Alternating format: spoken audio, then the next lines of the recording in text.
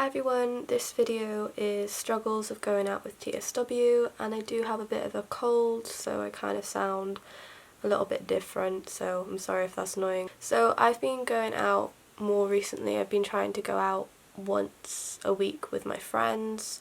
I've been doing this for the past 3 weeks, and these are things that I've noticed that I have to be more cautious about and that I think about while I'm out. This is actually going out where they're drinking, and obviously I can't drink, or I really just don't want to drink because I don't want the effects after. I don't want the alcohol to flare my body up. Of course I could drink if I wanted to, I do have the option to, but I'd rather heal and go out than go out and then that prevents me or makes me worse, just like a personal preference. Basically I worried a lot about going out in a setting like that, especially with people my own age as well, because I don't really mind like when people have judgments on my skin when people are older, because like, I don't know, I just don't feel as self-conscious about it. But when you're around people your own age and they're not experiencing skin problems or any visible problem, you feel a little bit more like, ooh, a bit insecure, like, or I feel a bit insecure when I'm around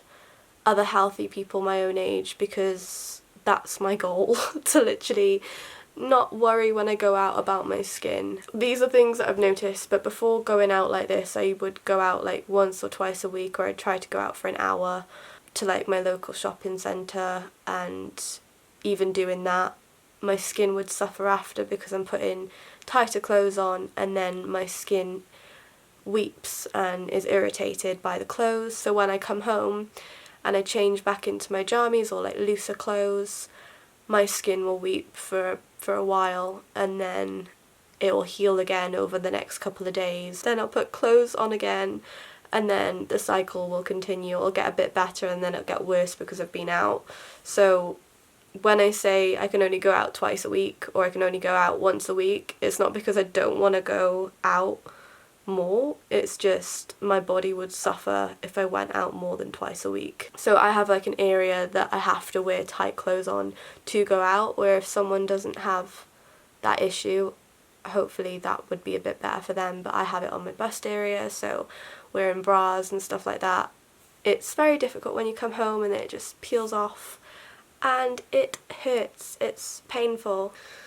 Can't do much about that apart from not go out, and I haven't gone out in like 2 years properly, and before that it was COVID, so I haven't gone out at all, and then before that I was ill anyway, so I really haven't gone out much. Also my friend Imi suffers with TSW and she's going through a different stage of TSW to me. I asked Imi like what she struggles with going out with TSW, and she said she struggles with energy levels, which I do as well, being paranoid about things and situations, wondering if you smell.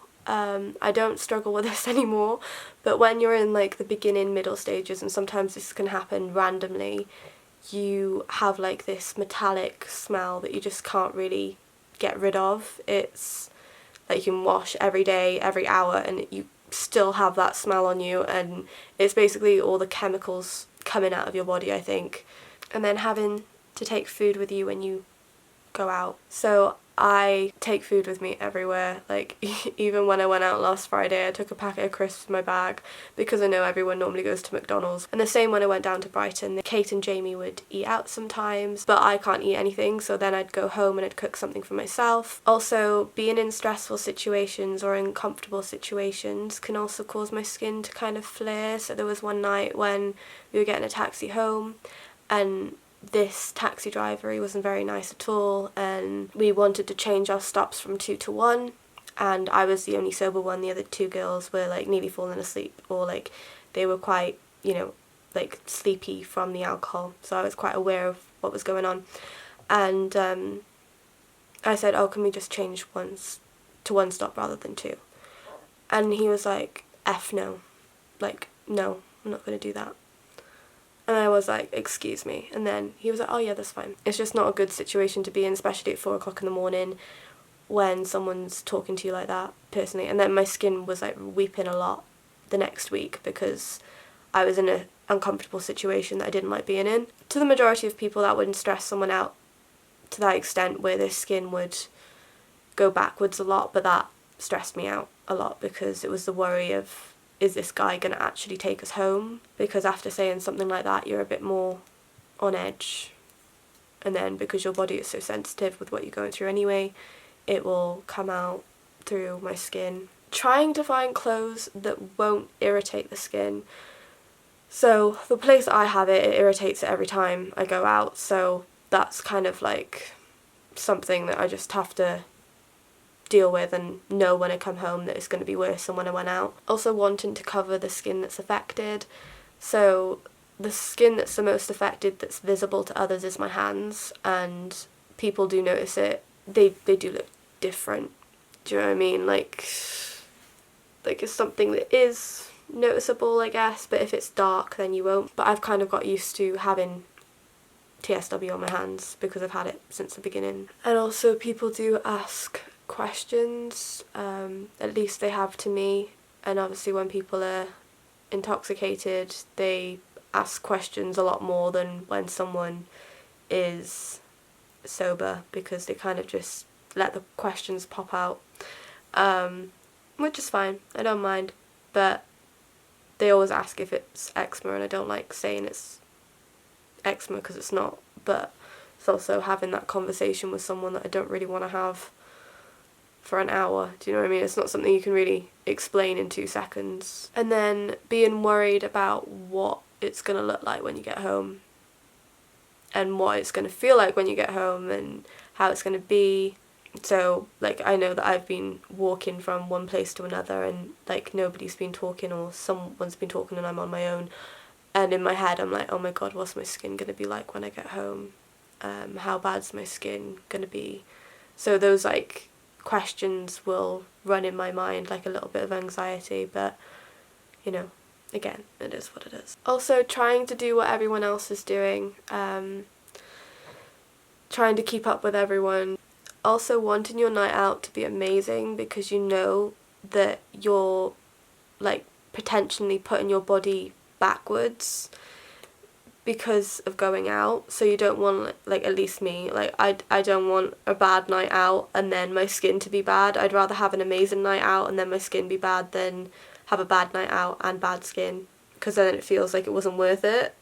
Also, when people stare, you don't know if they're staring at you or if they're staring at your skin, so I always assume that they're staring at my skin because that's like an insecurity of mine, but they're probably not. Like in reality they aren't looking at my skin, but in my eyes they're looking at my skin. Also, going out has a price, and that's not on about money, that's on about your health, how tired you'll be after it. Like it takes me kind of like a week to recover to go out again. Also the possibility of people spilling a drink on you. I've had this happen when I was down in Brighton, and it was orange juice and vodka, and it went on my hand, this hand, and then the next day all my hand come up with like bubble blisters where someone spilled their drink on me, which wasn't nice, and it really stressed me out because I knew something was going to affect my skin like that.